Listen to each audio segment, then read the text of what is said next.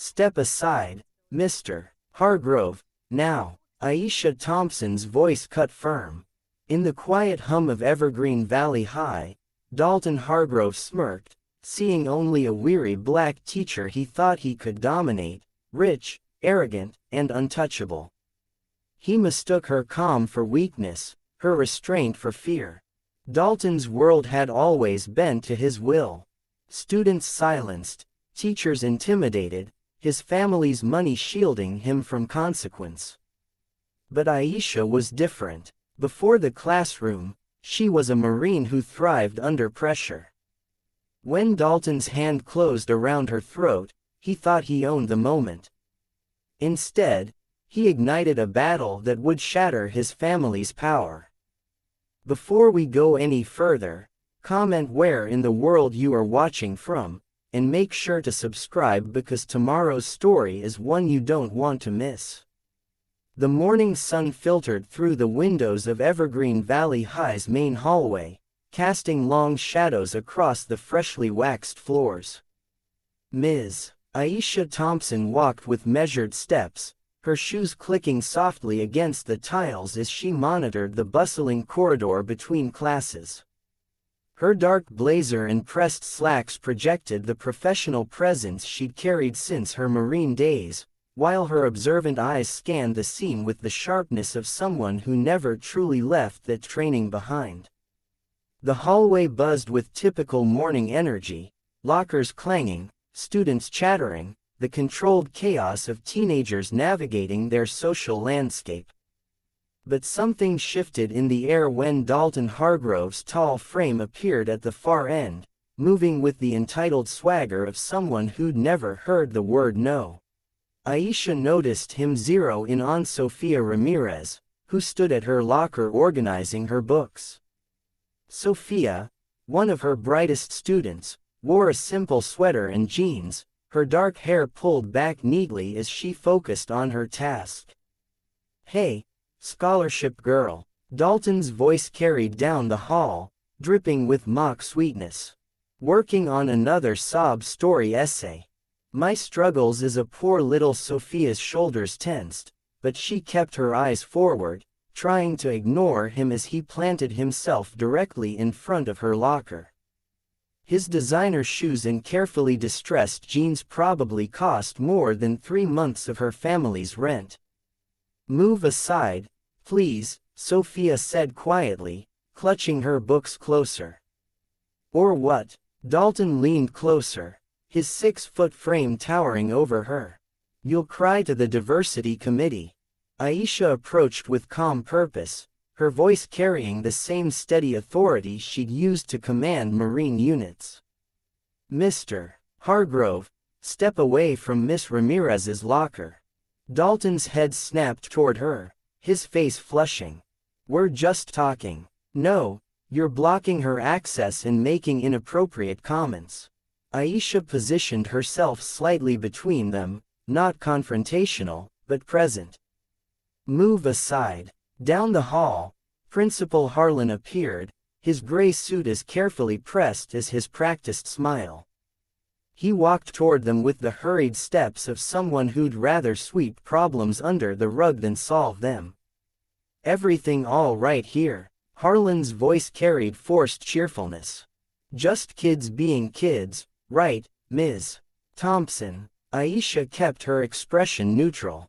"No, sir." Mr. Hargrove was harassing Ms. Ramirez about her scholarship applications. "Oh, I'm sure it's just friendly banter." Harlan waved his hand dismissively. "Dalton's family has done so much for our scholarship programs." Near the water fountain, Malik Washington carefully pulled out his phone, angling it to capture the scene while pretending to check messages. Across the hall, Riley Hayes did the same, her quiet determination evident in the steady way she held her device. Dalton's smirk grew wider with Harlan's dismissal. He straightened his designer jacket, chest puffing. With inherited confidence. "This school belongs to people like me," he declared, voice carrying down the corridor. "My family built half these buildings." Some people should remember their place. Aisha met his gaze steadily. This is a public school, Mr. Hargrove. It belongs to every student equally. That's what they tell the masses, Dalton sneered, running his hand along the lockers. But we all know who really runs things. The tension in the hallway thickened as other students slowed their pace, watching the confrontation unfold. Sophia had backed away slightly, but her chin was raised, refusing to be cowed despite her obvious discomfort. The bell's sharp ring cut through the moment. Students began hurrying to their classes, the corridor filling with renewed movement. Dalton shouldered his way through the crowd, deliberately ramming into a freshman who stumbled against the wall. He turned back to fix Aisha with a final glare before disappearing around the corner. Harlan cleared his throat. Well, that's settled then. Everyone to class. He hustled away, already pulling out his phone as if to distance himself from what he'd witnessed. Aisha touched Sophia's shoulder gently. You okay? Sophia nodded, managing a small smile. Yes, Miss Thompson. Thank you. Don't let anyone make you doubt your place here. You earned it. As the hallway cleared, Aisha walked into her classroom with measured steps. The morning light streamed through the windows, illuminating the empty desks awaiting her students. She picked up a piece of chalk, its familiar texture grounding her as she turned to the blackboard. In clear, steady letters, she wrote, "Dignity is strategy." The words stood out against the dark surface, dust motes dancing in the sunbeams that crossed them. She set the chalk down precisely, aligning it with the metal tray's edge, a small act of order in a morning that had revealed so much disorder beneath Evergreen Valley's polished surface. The classroom remained quiet for a moment, the words on the board seeming to gather weight in the stillness before her students would begin filing in. The classroom's clock ticked steadily, marking time until the next bell would signal the official start of first period. The afternoon sun slanted through the classroom windows, casting long shadows across the worn tile floor of Aisha's English classroom. Papers rustled as students packed up their copies of Their Eyes Were Watching God. The discussion of Janie's journey toward self-determination still hanging in the air. The dismissal bell was moments away. Aisha stood at her desk, organizing the day's assignments into neat stacks. She glanced up occasionally, scanning the room with the instinctive vigilance that had become second nature during her Marine years.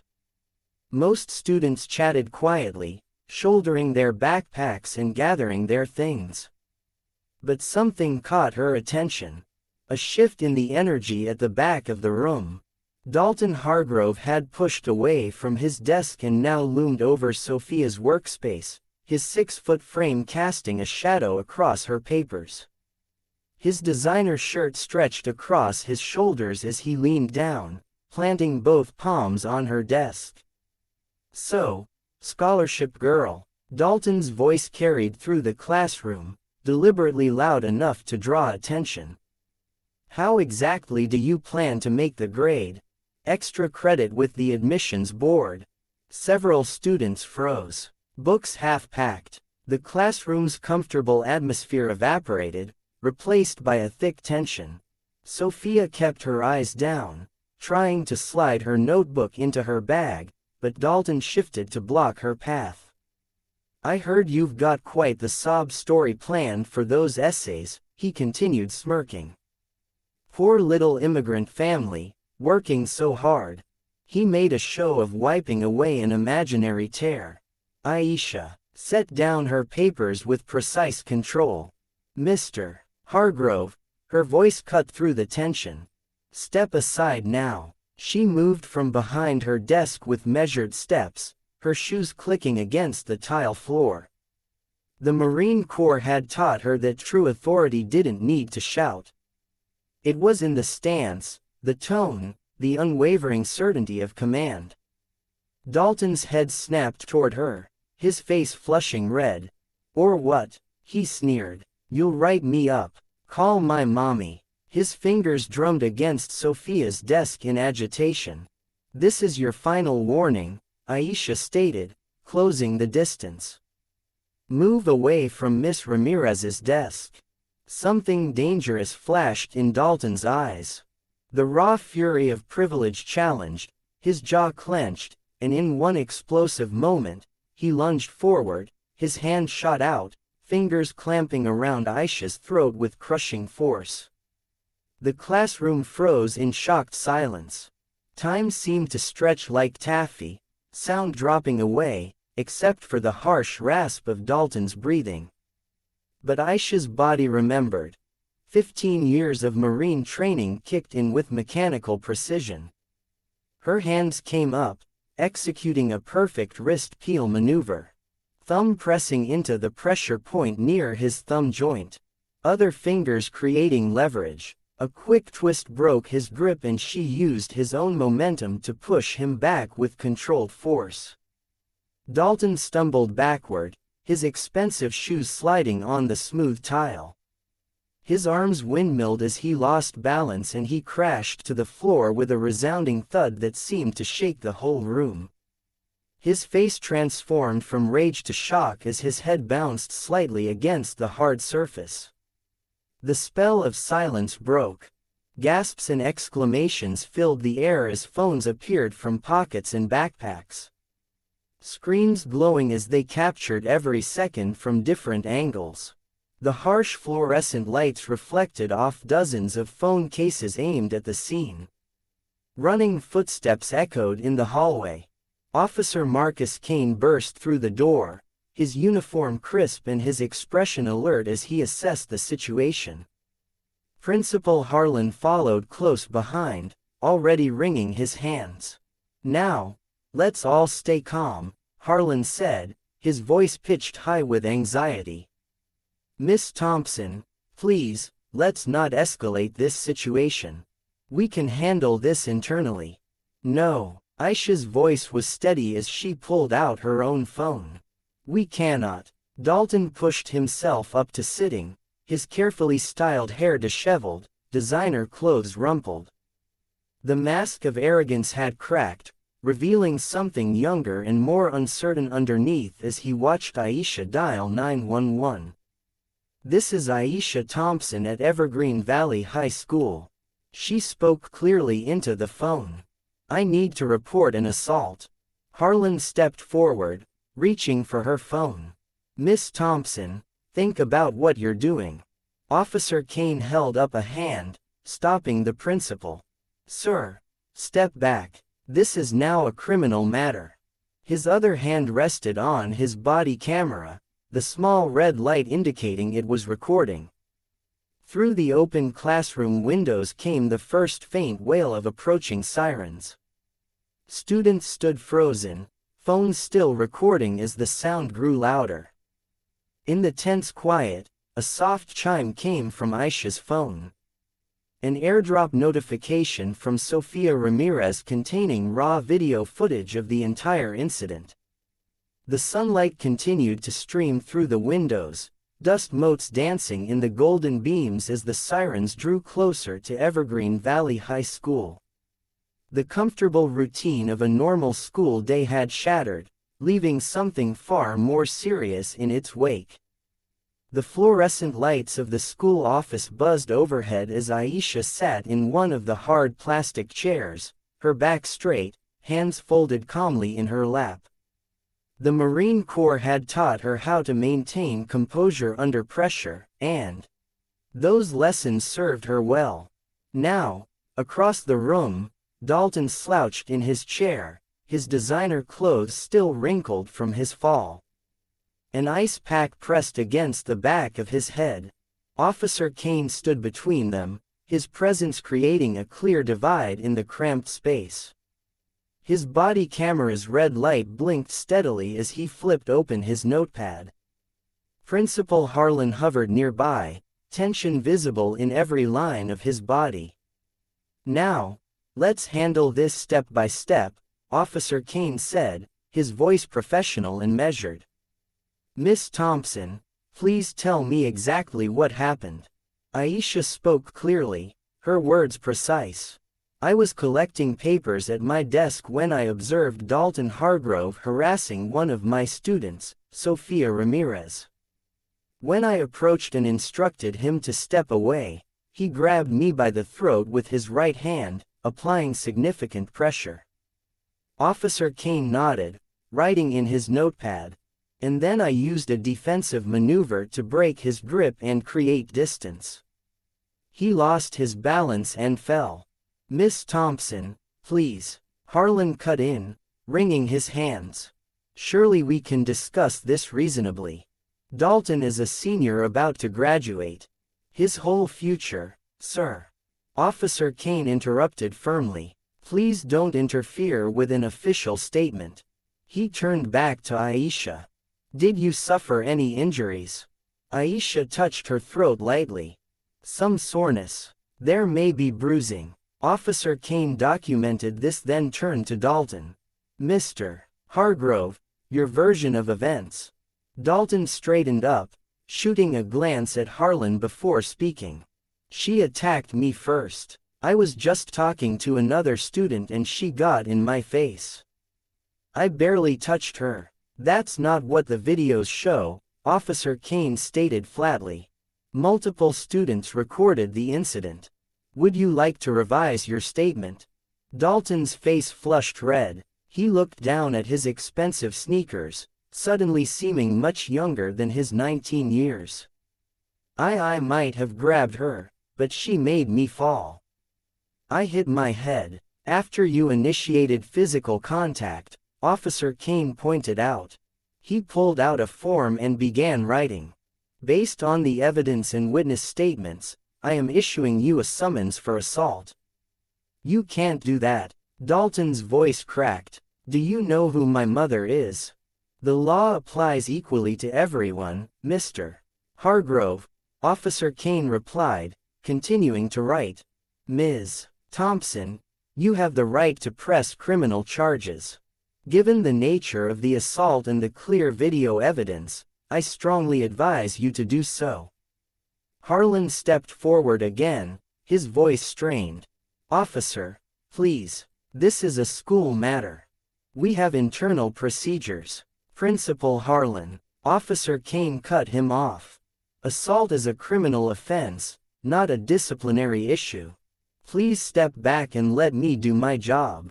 The door opened and Dr. Mabel Jenkins entered quietly. The elderly librarian's presence seemed to fill the room despite her small frame.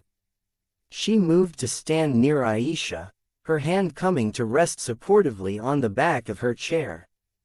Officer Kane finished writing and handed the summons to Dalton. Sign here, acknowledging receipt. This is not an admission of guilt, just confirmation that you've received the summons. Dalton's hand shook slightly as he signed. His usual swagger had vanished, replaced by a nervous energy that made him fidget in his seat. Miss Thompson, Officer Kane turned back to Aisha. Would you like me to call for medical attention to document your injuries? Not necessary at this time, Aisha replied. I'll have them documented by my personal physician. Dr. Jenkins spoke up, her voice gentle, but carrying an underlying steel. I'll make sure she gets proper care and documentation. Officer Kane nodded. I've activated my body camera for this entire interaction. The footage will be preserved as evidence. Miss Thompson, you can request a copy through proper channels for any legal proceedings. Harlan wiped sweat from his forehead with a handkerchief. Surely we can find a way to resolve this without involving courts and lawyers. That ship sailed when Mr. Hargrove chose to assault a teacher. Dr. Jenkins stated firmly, actions have consequences. Officer Kane finished his paperwork and addressed Dalton again. You're free to go, but I strongly suggest you avoid any contact with Miss Thompson or other witnesses. Any attempt at retaliation will result in additional charges. Dalton stood up shakily, clutching the summons. He looked like he wanted to say something, but instead turned and hurried out of the office, the door closing behind him with a soft click. "Thank you, Officer Kane," Aisha said, rising from her chair. "I appreciate your professionalism, Dr. Jenkins linked her arm through Aisha's. "Come on, child. Let's get your things, and I'll drive you home." They walked together through the empty hallways, their footsteps echoing in the afternoon quiet. Dr. Jenkins's presence was comforting, reminding Aisha of the strong women who had guided her through difficult times before. "You held yourself with dignity," Dr. Jenkins said softly. "That's what they fear most, our unshakable dignity." They reached Aisha's classroom and she moved to her computer to shut it down for the day. A new email notification blinked on her screen. The subject line read, "Urgent Administrative Action Notice." Opening the email, Aisha read the first line, effective immediately. "You are placed on administrative leave pending review." Dr. Jenkins read over her shoulder, her grip on Aisha's arm tightening slightly. The afternoon sun cast long shadows across the classroom floor, and somewhere in the distance, a school bell rang, marking the end of another period. The sunset painted Aisha's small bungalow in shades of amber as she sat at her kitchen table, hands wrapped around a mug of chamomile tea that had long since gone cold. Dr. Mabel Jenkins occupied the chair beside her, her weathered hands resting atop a stack of papers they'd been reviewing. "Child, you did everything right," Mabel said softly, pushing her wire-rimmed glasses up her nose. "By the book, just like they always told us to do." Aisha stared into her tea, watching the faint ripples from her trembling hands. The day's events kept replaying in her mind. Dalton's grip on her throat, the shocked faces of her students, Officer Kane's professional handling of the situation, and then that email. 20 years of service, Aisha said quietly. "Not one complaint. I've guided hundreds of students through AP Literature, helped them find their voices, and now you're showing them something even more important." Mabel interrupted, her voice firm but gentle. "You're showing them how to stand up with dignity when the system tries to push you down." The crunch of tires on gravel cut through their conversation. Through the front window, they watched a sleek black sedan pull up to the curb. The porch light flickered on automatically, illuminating two figures emerging from the car. "Speaking of the system," Mabel muttered, straightening in her chair. The doorbell chimed, its cheerful tone at odds with the tension filling the room. Aisha rose slowly, smoothing her shirt, more out of military habit than concern for appearances. Through the peephole, she saw Victoria Hargrove's perfectly coiffed hair and practiced politician's smile. Aisha opened the door, standing tall in the frame. "Mrs. Hargrove, Ms. Thompson," Victoria replied, her voice honey. "This is Elaine Whitaker, our family attorney. May we come in? We have a matter to discuss that could benefit everyone involved." Aisha stepped aside, allowing them entry. Victoria's designer heels clicked against the hardwood floors as she took in the modest living space. The bookshelves packed with well-worn classics, the framed Marine Corps flag on the wall, the stack of student essays waiting to be graded. "Dr. Jenkins," Victoria acknowledged with a slight nod. "I didn't expect to find you here." "I expect there's a lot you didn't expect today," Mabel replied evenly, remaining seated. Elaine Whitaker, a sharp-featured woman in an expensive suit, placed her briefcase on the kitchen table and extracted a thick envelope and a single sheet of paper. "Ms. Thompson," Whitaker began, we're here to offer a resolution that will allow everyone to move forward without further unpleasantness. Unpleasantness, Aisha repeated, the word tasting bitter. Is that what we're calling assault now? Victoria's smile tightened almost imperceptibly. We all know how things can be misinterpreted in the heat of the moment. Dalton is deeply sorry for any misunderstanding. There's no misunderstanding on the video, Mabel interjected. About that, Whitaker said, sliding the envelope forward. We're prepared to offer a very generous settlement. 7 figures, Miss Thompson, tax-free, along with a formal letter of apology from Dalton. Aisha looked at the envelope, but didn't touch it. In exchange for, you'll need to sign a non-disclosure agreement naturally, Whitaker explained. And we'll require all copies of the video to be surrendered and deleted. Additionally, you'll need to make a statement clarifying that the physical contact was mutual and unfortunate. You want me to lie, Aisha stated flatly. We want to protect a young man's future, Victoria cut in, her practiced smile never wavering. Think of what you could do with this money, Miss Thompson. Buy a house in a better neighborhood. Travel. Never worry about a teacher's salary again. Aisha's hand unconsciously rose to her throat where the bruises were beginning to form. My integrity isn't for sale, Mrs.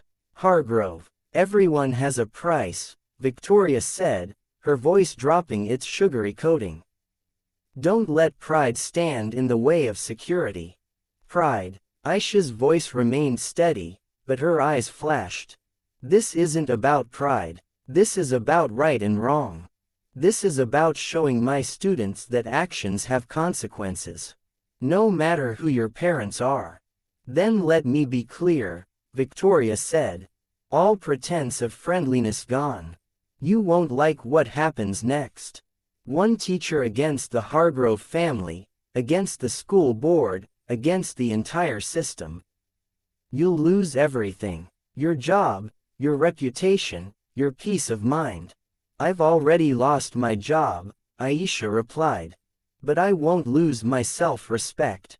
The answer is no. Whitaker began gathering her papers.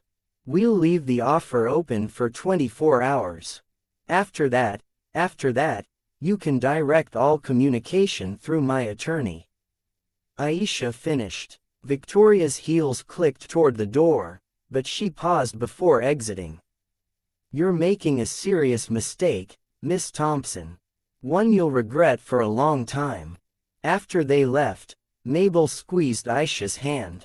You did good, child. They spent the next few hours talking quietly, but their phones kept buzzing with notifications. Social media posts were appearing, carefully crafted to paint Aisha as the aggressor. Anonymous accounts shared edited clips that cut out Dalton's initial assault, showing only his fall. The porch light clicked on again as another car pulled up. This time it was attorney Kendra Lawson, her briefcase in one hand and a determined set to her jaw. She didn't wait for an invitation, striding through the door with purpose. I saw the posts, Kendra said, pulling out her laptop. They want to fight dirty in the dark. Fine, we'll fight them in the daylight. The morning sun streamed through Mabel's dining room windows, casting long shadows across stacks of documents and open laptops. What was usually a cozy space for Sunday dinners had transformed into a command center. Maps of the school district pinned to walls, folders spread across every surface, and the constant hum of a printer working overtime filled the air.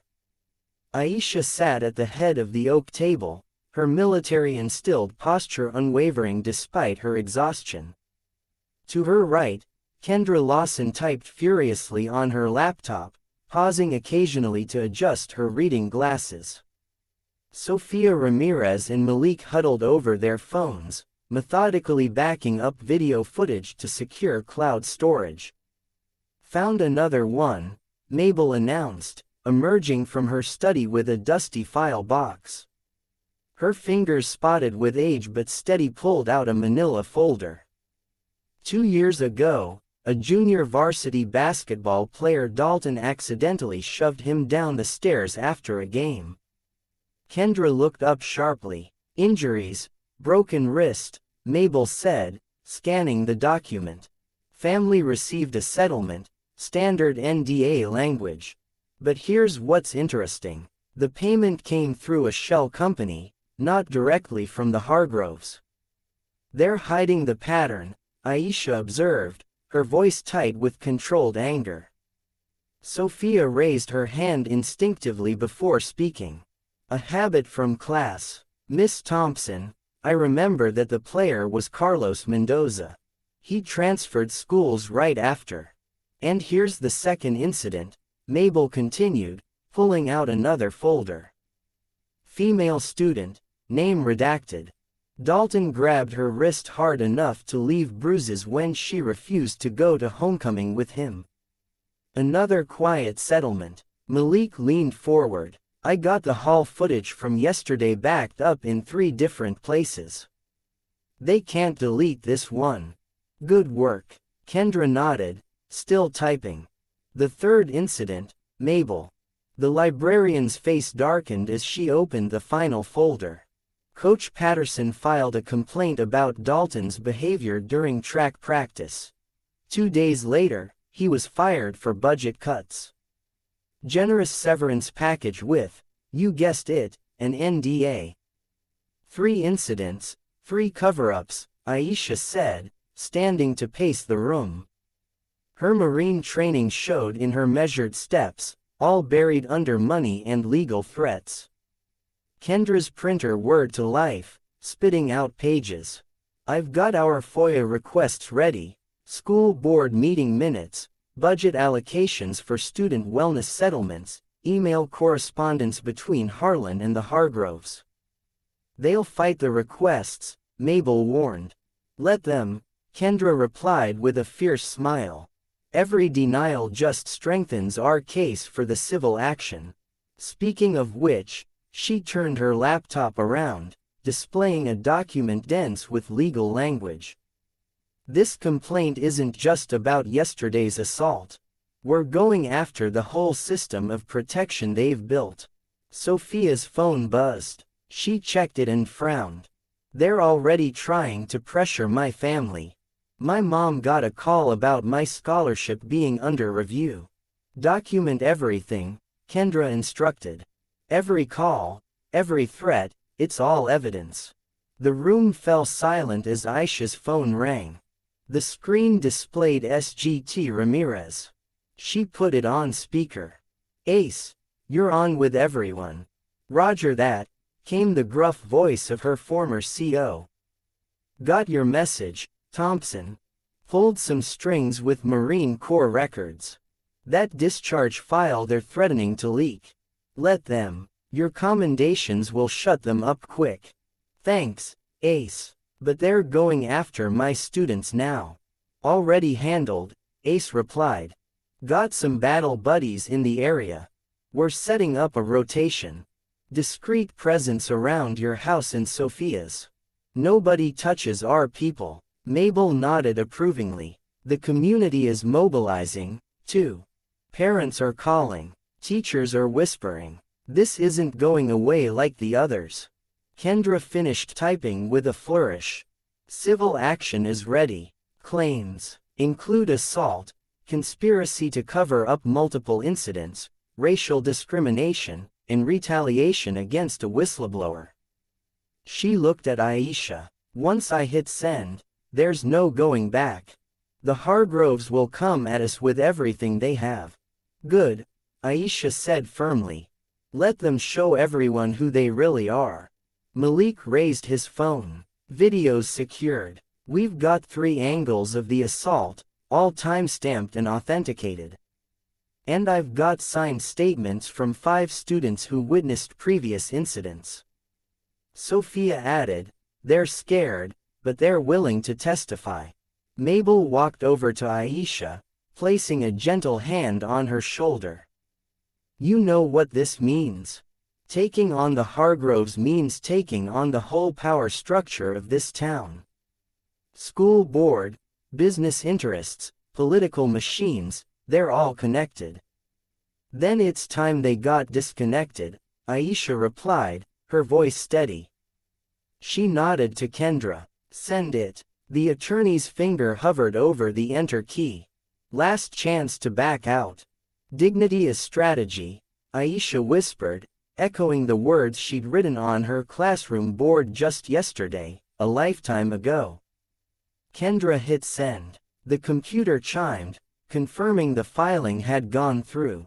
Multiple copies of the complaint would now be landing in official inboxes across the county. In that moment, the morning sun broke through the clouds, flooding the room with light. They sat in silence, aware that they had just declared war on a system that had never lost a battle. But looking around the table at Mabel's wisdom, Kendra's determination, Sophia and Malik's courage, and Ace's loyalty on the speakerphone, Aisha knew they had something the Hargroves didn't. Truth documented and ready for daylight. Aisha's phone buzzed at 6 a.m., pulling her from fitful sleep. A new district email sat bold in her inbox. Its subject line stark: Notice of Conduct Hearing. Mandatory attendance. She sat up, military-honed instincts pushing aside exhaustion. The message was cold, bureaucratic. Miss Thompson, a special board conduct hearing has been scheduled for Thursday, 9 a.m. regarding recent events and allegations of professional misconduct. Attendance mandatory. Failure to appear will result in immediate termination. 3 days. They weren't wasting time. Her phone kept buzzing as she made coffee. Social media exploded with divided reactions. Local Facebook groups filled with heated debates. Some called her a troublemaker, others a hero. Justice for Aisha trended alongside Fire Thompson. Delete nothing, Kendra had instructed. Screenshot everything. Aisha's inbox overflowed. She sorted through them methodically, creating folders. Threats. Know your place. Should have taken the money. Leave our town. Support. My daughter's in your class. We stand with you. Thank you for being brave. Former students, you taught me to speak up. Remember that time you helped me with college apps? Her hand trembled slightly as she sipped her coffee, not from fear, from the effort of containing her anger at a system that thought it could intimidate her into silence. Her doorbell rang through the peephole. She saw Coach Ellis Grant shifting nervously on her porch, looking over his shoulder. She opened the door. Miss Thompson, he said, voice low. Can we talk? She led him to her kitchen. He declined coffee, hands fidgeting with his baseball cap. I should have come forward sooner, he began. About Dalton. About all of it. Tell me now, Aisha said quietly. Last year, Dalton got rough with one of my players in the locker room. Kid's family couldn't afford lawyers. I went to Harlan. Coach Ellis's jaw clenched. He called me to his office. Said if I pursued it, they'd review my contract.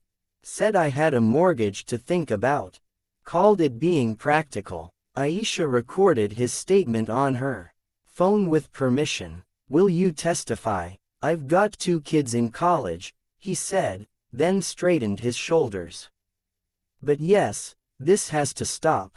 Her phone buzzed again. Kendra, emergency hearing in an hour, the attorney announced. Judge Ellison's chambers. I'm filing for a temporary restraining order to protect our student witnesses. They're already getting pressure. I'll be there. The courthouse was quiet at 8 a.m. Judge Ellison, a no-nonsense woman in her 60s, reviewed their evidence of intimidation. Screenshots of threatening messages to Sophia. The scholarship review warning similar pressure on other potential witnesses. Granted, she said firmly. No contact, direct or indirect, with any student witnesses, 100 yards minimum distance. I'm also ordering preservation of all school security footage and electronic communications. Outside the courthouse, reporters gathered. Kendra handled them with practiced skill while Aisha slipped out the back. She drove to Evergreen Valley High, knowing she wasn't supposed to be there. The parking lot was half empty. Many parents had kept their kids home. Through the windows, she could see Harlan in his office on the phone, gesturing angrily. Using her key, they hadn't asked for it back yet, she entered her classroom. The air felt different. Empty desks stood in perfect rows. Student essays waited in her inbox, ungraded. Their voices echoed in the silence. Discussions about Toni Morrison, debates over Shakespeare, moments of breakthrough when literature connected to life. On her desk, a pile of sticky notes had appeared. "We miss you, Ms.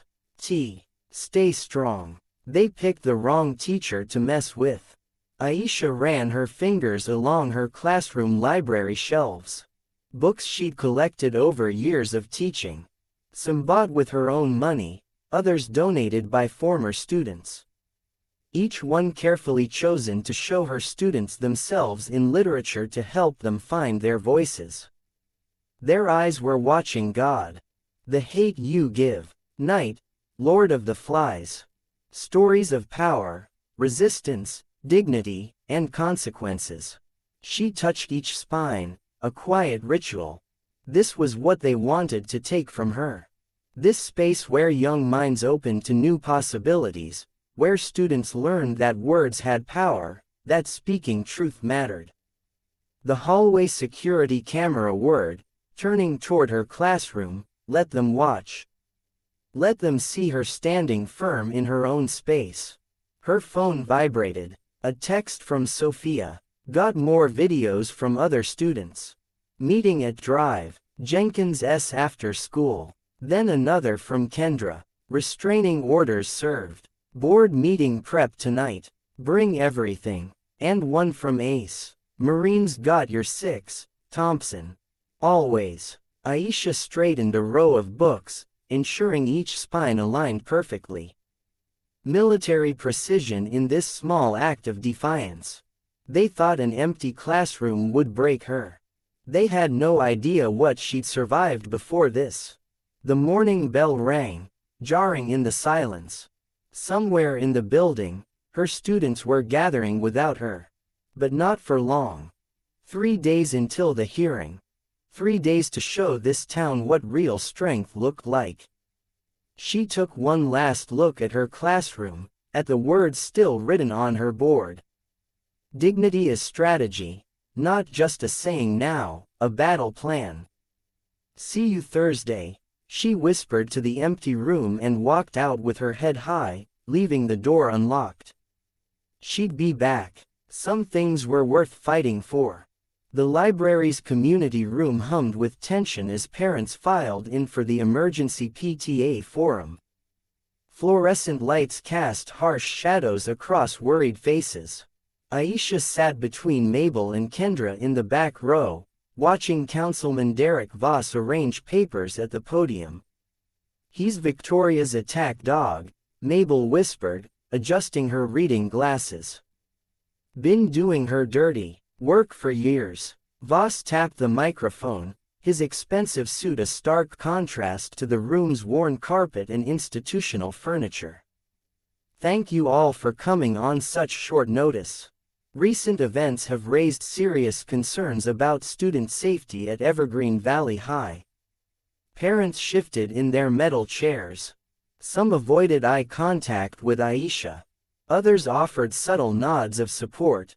"Evidence suggests," Voss continued, his voice oily with false concern, "that certain faculty members have encouraged students to provoke and record confrontations with their peers.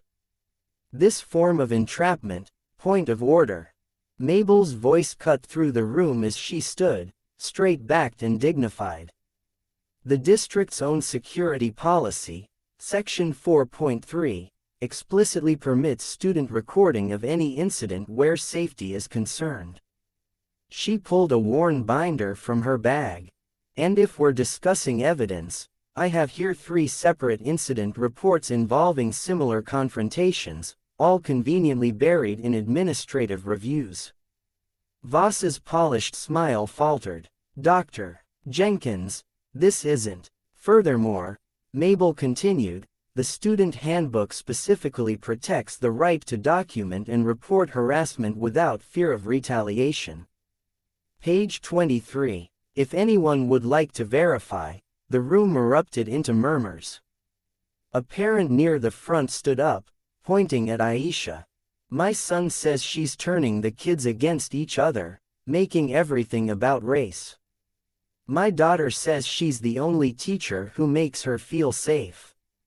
Another parent countered, rising. The only one who stops the bullying instead of ignoring it. The division in the room crystallized. One side demanded traditional values and respect for authority. The other spoke of accountability and protection for all students. Aisha remained still, her Marine training evident in her composed posture. She watched parents she'd known for years choose sides, their true colors emerging under pressure. Voss tried to regain control. The Hargrove family has been a pillar of this community. The Hargrove family, Kendra spoke up, her lawyer's precision cutting through the chaos, has no special exemption from assault charges. Ms. Thompson's military service record and teaching evaluations speak for themselves. Perhaps we should discuss why certain students believe they're above the law. More arguments erupted. Parents jabbed fingers. Voices rose. Security cameras in the corners recording everything just as they had in the school hallway. After an hour of heated debate, the forum dissolved into smaller clusters of angry discussion. Aisha gathered her things, nodding thanks to supporters who stopped to whisper encouragement. In the parking lot, the autumn air had turned sharp with cold. Mabel hugged Aisha. You did right, staying quiet. Let them show themselves. Head on a swivel, Kendra advised, scanning the dark lot. They were halfway to their cars when headlights suddenly flared behind them. A black SUV with tinted windows accelerated toward them, engine growling. Aisha pushed Mabel behind a concrete pillar, her combat training taking over. The SUV screeched to a stop. A masked figure leaned out the passenger window. Drop it, a distorted voice commanded. Last warning. Before anyone could respond, the SUV peeled away. But Malik Washington, who'd been leaving the library, had his phone out. Got the first 3 numbers of the plate, he called out, jogging over. 743. Kendra immediately dialed the police. Mabel steadied herself against the pillar, shaken but determined. They're scared, she said. Wouldn't resort to this if they weren't scared. Aisha memorized every detail. The SUV's make and model, the distinctive scratch on its hood, the slight accent in the masked voice. She'd learned in the Marines that fear tactics only worked if you let them. The police arrived quickly, taking statements. Officer Kane was among them, his face grim as he reviewed Malik's footage. Later, Aisha's porch light cast a lonely glow as she unlocked her front door. The street was quiet, too quiet. Every shadow seemed to hold potential threats. A vehicle turned onto her street, headlights sweeping across her house. She tensed, then relaxed as she recognized the old pickup truck.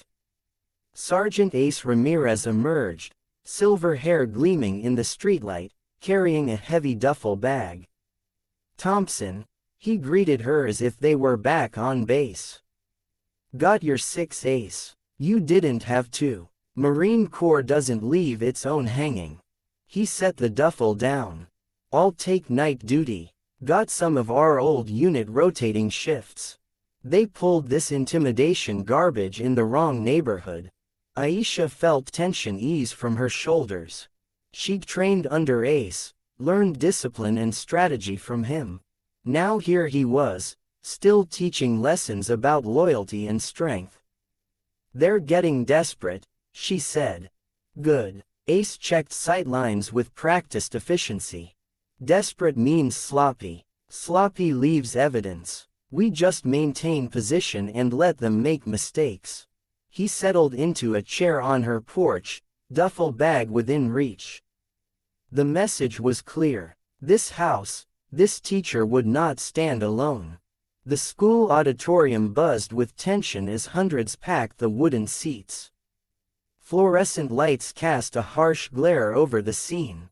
Board members arranged behind their long table on stage. Principal Harlan fidgeting with his tie. Victoria Hargrove perfectly composed in an expensive blue suit. Aisha sat in the front row between Kendra and Mabel, her posture military straight. Coach Ellis hunched a few seats down, his weathered face tight with worry. Behind them, students filled entire sections, many wearing Justice for Miss Thompson buttons that Sophia had designed. "Remember," Kendra whispered, arranging documents on her lap. "Let them dig their own holes." Board President Edmund Pierce tapped his gavel. "This emergency session will come to order. We're here to address the incident between Ms. Aisha Thompson and student Dalton Hargrove." Harlan stood clutching a folder. "If I may begin, we have statements from several witnesses who point of order." Kendra rose, her voice filling the room. "Before we hear selectively chosen statements, I move to present the unedited video evidence as is our right under District Policy 4.7.2. Pierce frowned. "Miss Lawson, this isn't a courtroom." "No," Kendra agreed. "It's a public institution bound by transparency laws.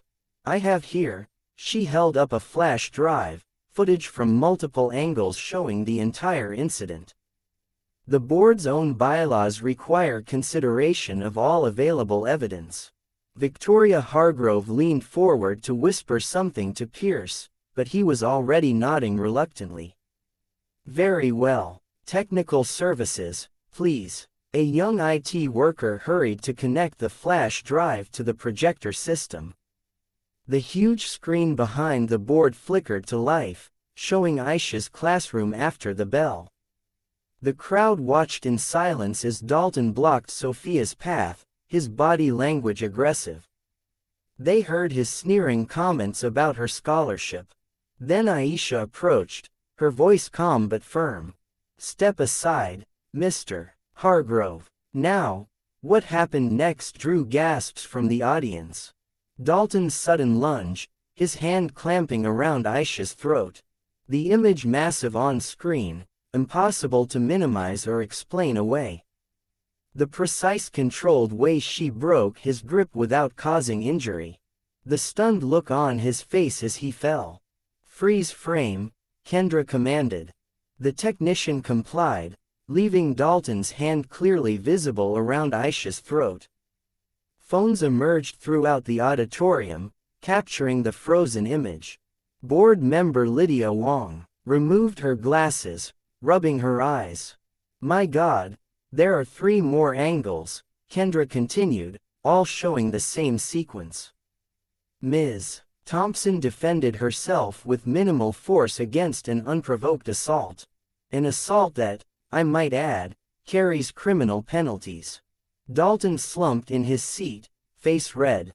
Victoria maintained her composure, but her knuckles were white where she gripped her designer purse. "I've seen enough." Board member Victor Hayes stood, his voice shaking. "I've served on this board for 12 years. In that time, I've watched us bury incidents, protect certain families, preserve what we called stability, but this," he gestured at the screen. "This is beyond defense." He removed his board member badge and placed it on the table. "I resign effective immediately," and I'll be providing a full statement to the authorities about other incidents we've covered up." The crowd erupted. Pierce banged his gavel repeatedly, trying to restore order. Coach Ellis suddenly rose, his voice carrying over the chaos. "I need to speak," he said. "I've kept quiet too long. Mr. Hargrove has a history of this behavior. Last year, he threatened a female student. Principal Harlan told me to forget about it.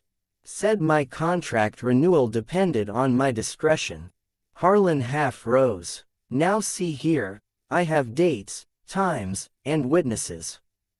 Coach Ellis continued. "I wrote everything down. Been carrying that notebook for months, trying to decide what was right." More commotion. Parents were standing now, some shouting for the entire board to resign. Others demanded Harlan's immediate removal. The student section started chanting, "Play the rest. Play the rest." Pierce consulted quickly with other board members. After several minutes of heated whispers, he raised his hands for quiet. "Given the clear video evidence and new testimony, I move to temporarily reinstate Miss Thompson to her teaching position pending a full investigation of all related incidents." He glared at Harlan. "And I expect complete cooperation from administration." The vote was quick. 6 in favor, 1 abstention. Victoria Hargrove gathered her things and swept toward the exit, practically dragging Dalton with her. Harlan followed, ashen-faced. Students surged forward to surround Aisha. Sophia hugged her, tears streaming. "You're coming back. You're really coming back." They spilled out into the parking lot where more supporters waited. Someone started a cheer that spread through the crowd. "Thompson, Thompson, Thompson." Aisha allowed herself a small smile, accepting handshakes and hugs from parents and colleagues. Mabel squeezed her arm. "Dignity is strategy," she whispered. The celebration was just reaching its peak when Aisha's phone buzzed. A text from Ace. "Turn on Channel 7 now." She pulled up the local news station's live stream on her phone. Her heart sank as she watched an edited version of the incident playing across the screen. The footage had been cut and spliced to show her moving toward Dalton first, making his grab appear defensive. The anchor's voice droned. Questions arise about teachers' aggressive conduct. Aisha kept her face neutral even as she felt dozens of eyes on her. She'd learned in the Marines that victories often drew the heaviest counterattacks. The war wasn't over. It was escalating. The glow of the TV cast harsh shadows across Aisha's living room as she sat between Mabel and Ace, watching Channel 7's coverage spread like poison. Her temporary victory at the board hearing felt like it happened in another lifetime, not just hours ago. Sources close to the Hargrove family suggest this edited footage reveals the full context of the incident.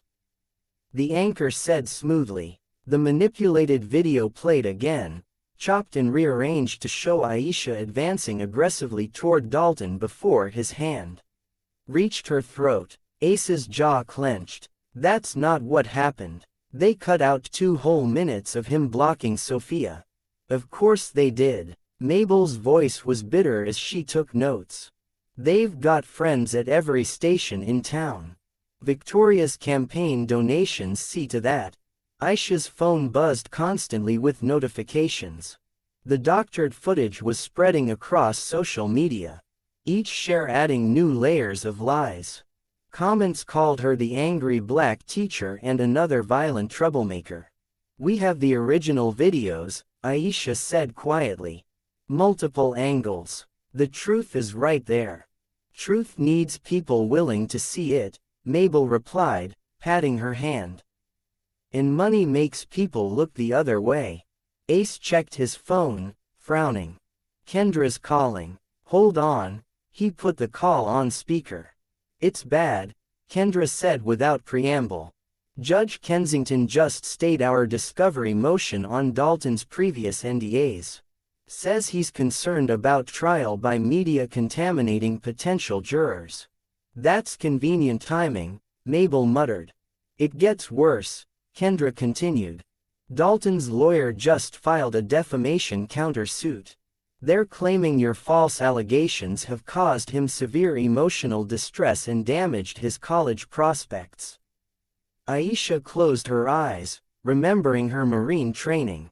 Control your breathing. Focus on what you can affect. How much are they asking for? 2 million plus a public retraction of your assault claim.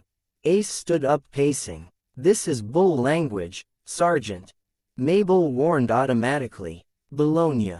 Ace finished. They assault her on camera then sue her for talking about it. Welcome to the American legal system, Kendra said grimly. Where money buys enough lawyers to make black look white. Aisha watched the TV as another station picked up the edited footage. Her own face looked alien to her in their twisted version. Angry, threatening. They'd even darkened the footage slightly, making her seem more menacing. We need to counter this narrative, Mabel said. I've got contacts at the Black Heritage Society. They can help spread the real video. A crash of shattering glass cut through the room. Ace moved instantly, shoving Aisha and Mabel behind the couch as a brick thudded onto her carpet. Outside, tires squealed. Stay down, Ace commanded, already running for the door. His military training was evident in his swift, precise movements. Through the window, they could see a dark sedan speeding away, its tail lights gleaming. Ace sprinted after it, his phone out recording. 479, he called back over his shoulder, capturing the partial plate before the car disappeared around a corner. Aisha approached the brick carefully, noting the paper wrapped around it.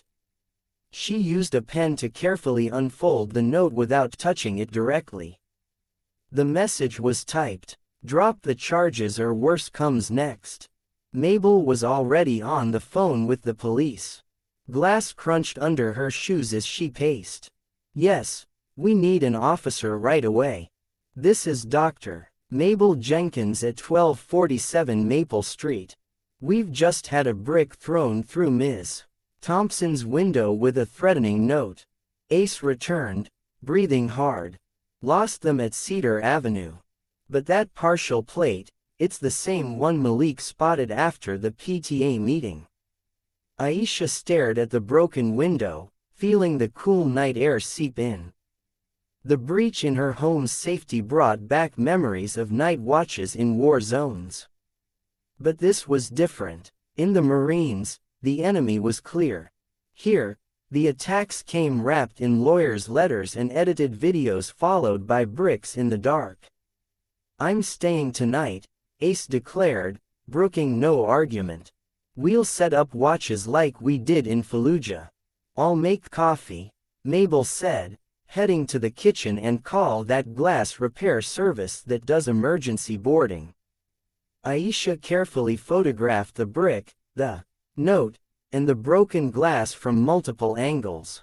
Evidence. Everything was evidence now. Her phone buzzed again. More notifications about the edited video. More comments calling her a liar. Ace placed a hand on her shoulder. We've got your 6th Marine. She nodded, grateful for his solid presence. The police would come, take statements, file reports. Tomorrow, Kendra would add this incident to their growing file. But tonight, the cool air whispered through her broken window, carrying a message clearer than any typed threat. The system was fighting back. In her kitchen, Mabel hummed an old civil rights song as she made coffee, its familiar melody a reminder that others had faced worse and prevailed. Ace checked the perimeter, his footsteps regular and reassuring on her porch boards. Aisha touched the jagged edges of glass still clinging to the window frame. She'd taught her students about symbolic imagery in literature, how broken things often represented broken systems. Now her own window had become a symbol, its sharp edges reflecting the fractured justice they were fighting to repair. The night stretched ahead, dark and uncertain.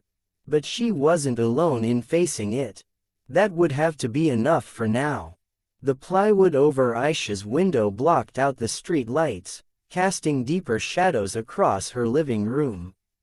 The harsh sound of power tools had faded, leaving behind the quiet hum of late-night conversation and coffee cups clinking against saucers. Mabel settled into the armchair while Ace checked the temporary barrier one final time. A soft knock at the back door made them all tense. Ace moved swiftly to check through the peephole, then relaxed. "It's Sophia." The girl slipped in quietly, her shoulders hunched under her backpack. Dark circles shadowed her eyes, and she clutched her phone like a lifeline. Aisha guided her to the couch, noting how her star student's usual confidence seemed dimmed. "I wasn't sure if I should come," Sophia said, her voice barely above a whisper. "But I had to tell you." She pulled out her laptop, opening it to display an email. "This came an hour ago." Aisha leaned in to read, feeling Mabel's presence behind her shoulder. The message was politely worded but crystal clear. The Hargrove Family Foundation, a major donor to the school's scholarship fund, was reviewing their commitment to the program. "They're going to take away my college money," Sophia said, her voice cracking. 4 years of perfect grades, and they can just." She pressed her hands to her face, shoulders shaking. Mabel moved forward, wrapping an arm around the girl. "Not on my watch, child. Not on my watch." She pulled out her own phone, fingers flying over the keys.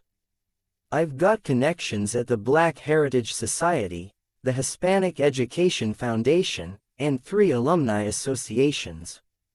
We'll find you new funding." "But my mother," Sophia wiped her eyes. "She works so hard. This scholarship was supposed to be my way to help her." "Listen to me," Mabel said firmly, taking Sophia's hands. "Your mother didn't raise you to bow to bullies. Neither did Miss Thompson. We'll find a way." Another knock interrupted them, this one at the front door. Ace checked again. "Coach Ellis," he reported with what looks like half a grocery store. The football coach entered carrying 2 large paper bags, his weathered face etched with concern. He set the food on Aisha's coffee table. Still warm containers of his wife's famous chicken soup, fresh rolls, and enough coffee supplies to fuel an army. "Margaret stress cooks when she's worried," he explained, running a hand through his thinning hair. "And I'm done being quiet about what I've seen." Aisha gestured for him to sit. He perched on the edge of an armchair, hands clasped between his knees. "I've watched Dalton for years," he continued. "The way he treats people when he thinks no one important is looking. The things Harlan swept under the rug. We need that testimony, Coach," Kendra said, having arrived earlier to document the brick incident. She pulled out her laptop. "Are you willing to go on record?"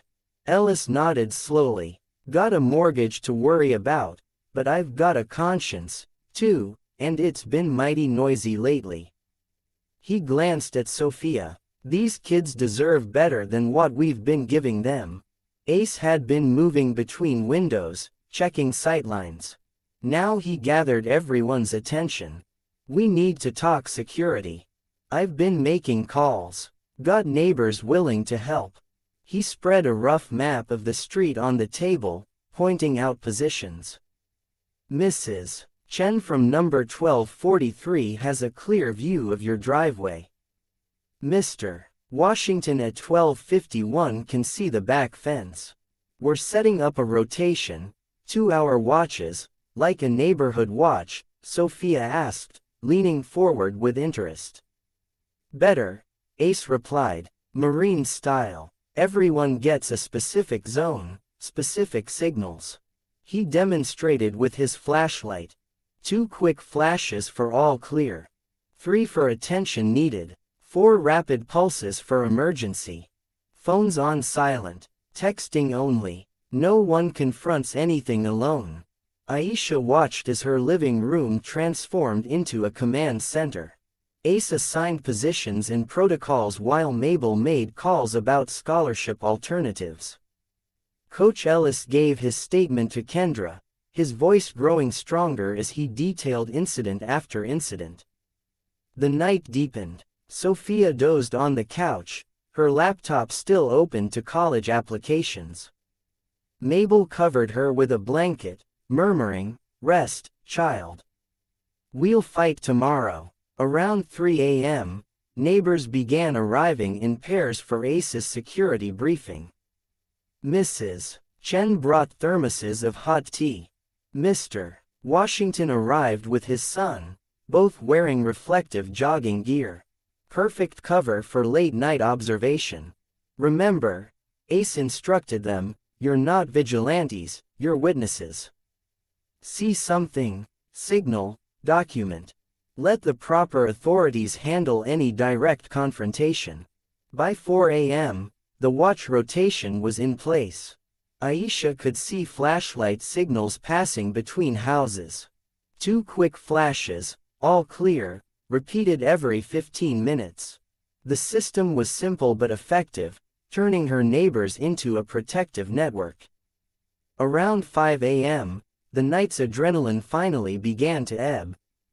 Mabel had dozed off in the armchair, her phone still displaying scholarship contact lists. Coach Ellis had gone home to catch some sleep before morning practice, leaving behind his written testimony and promises of more information to come. Ace gestured Aisha onto the porch where the pre-dawn air carried the first hints of morning. They sat in her rocking chairs, watching the street where their neighbors kept their quiet vigil. Flashlight signals winked between houses. "All clear, all clear. Sun soon," Ace murmured, his voice gravelly with fatigue, but steady with certainty. The town hall's bright studio lights cast harsh shadows across the faces in the packed auditorium. Camera crews from 3 local stations positioned their equipment near the stage where a long table awaited the board members. The air hummed with tension and the murmur of the crowd. Aisha sat in the front row between Mabel and Ace, her spine straight, hands folded in her lap.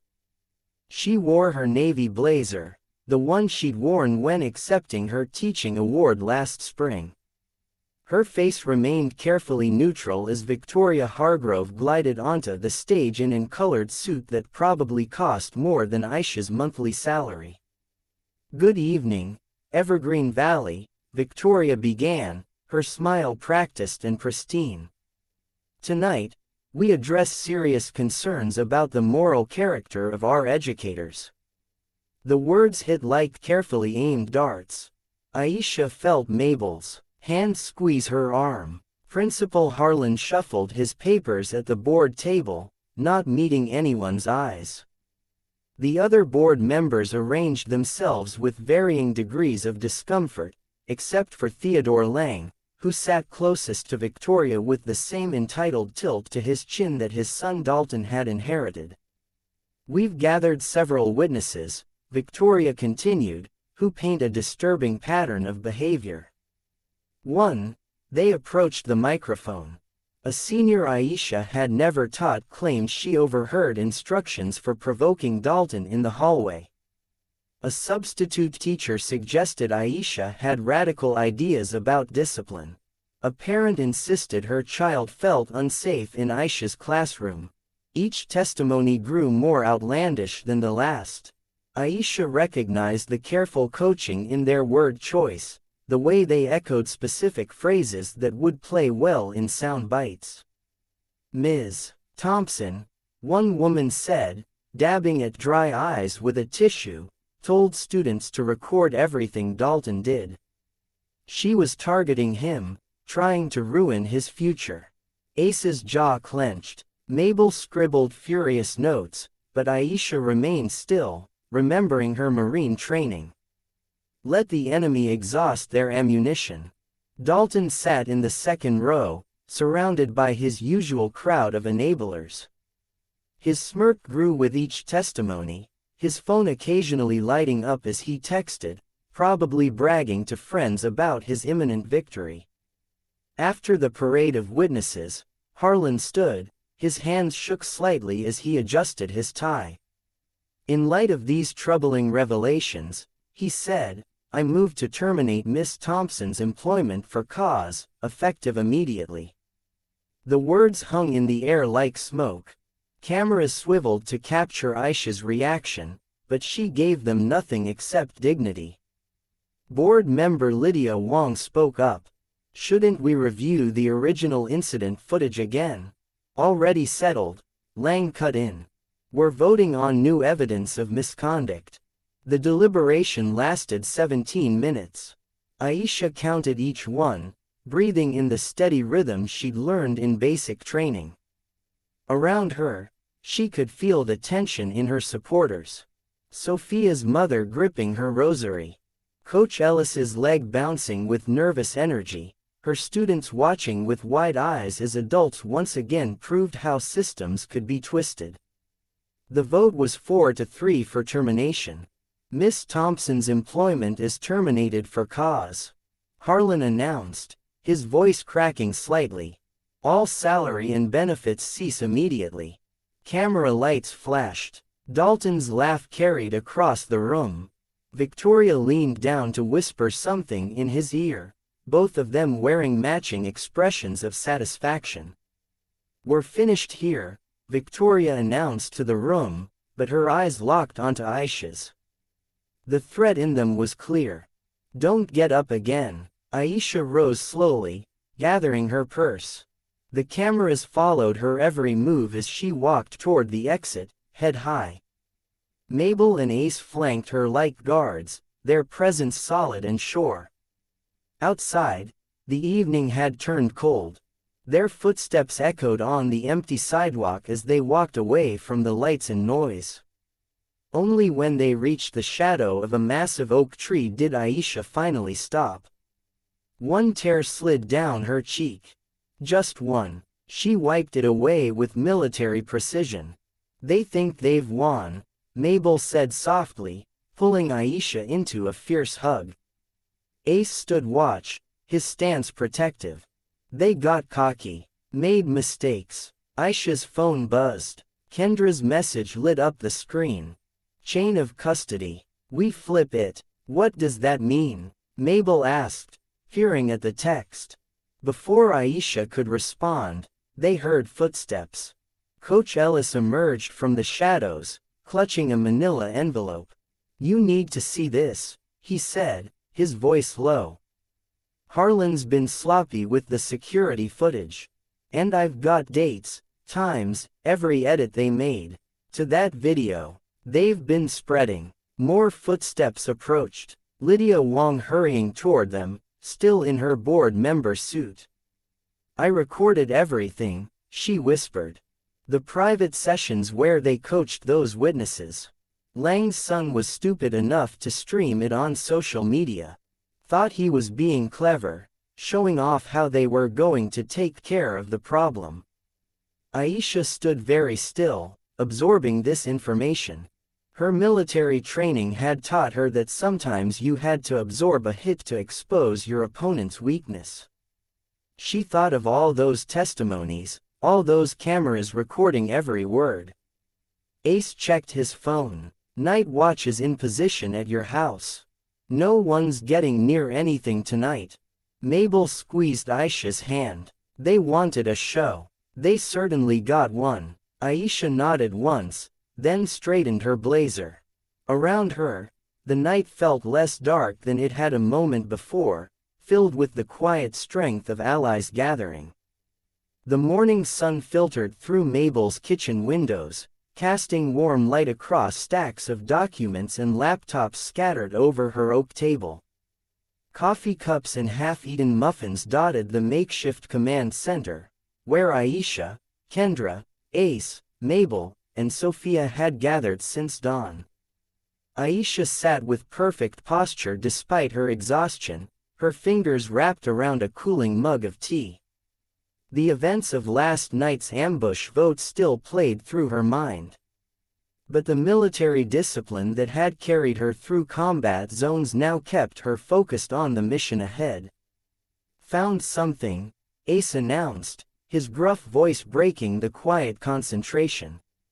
He pulled a thick manila folder from his duffel bag, spreading out meticulously organized papers.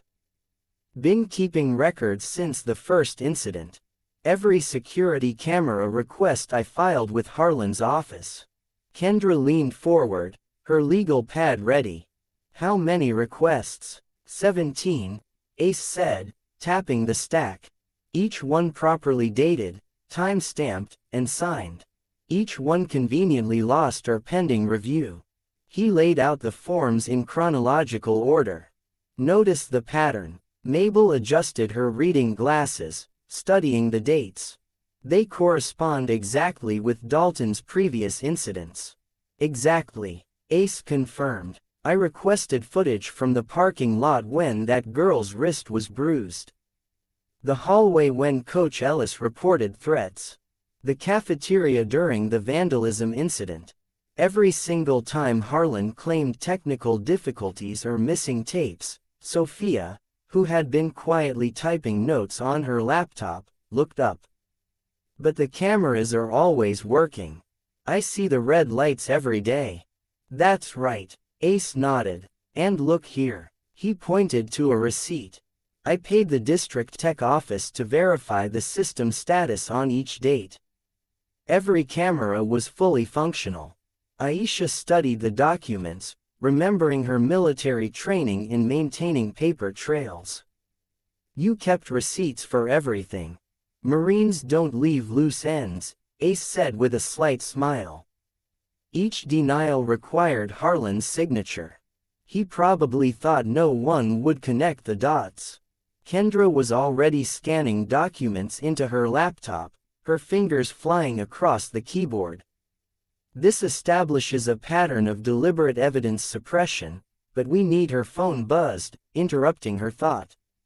She read the message, her eyebrows rising.